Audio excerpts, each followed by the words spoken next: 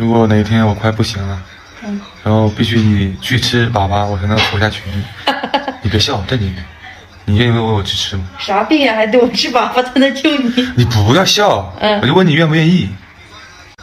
太臭了。你的意思我们的感情还抵不过一口粑粑吗？可是我不想吃，你要不吃的话，我就没了。我舔一口行吗？但你舔一口的话，我只能多活几分钟。你必须得吃一大坨才能多活1年。你愿意为我吃几坨呢？吃一坨活1年。那我吃都吃了，我也多吃几坨呗。那你就不能为了我住在厕所里面吗？你搁那儿活，我搁那儿给你增加寿命，我使劲吃。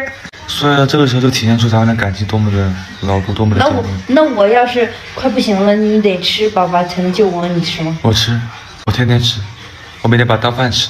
我就是为了让你长生不老，因为我爱你。你不要笑，真的，这是很。那咱俩啥也别干，咱俩住厕所呗，咱俩互相吃呗。我把你吃，你把我吃，咱俩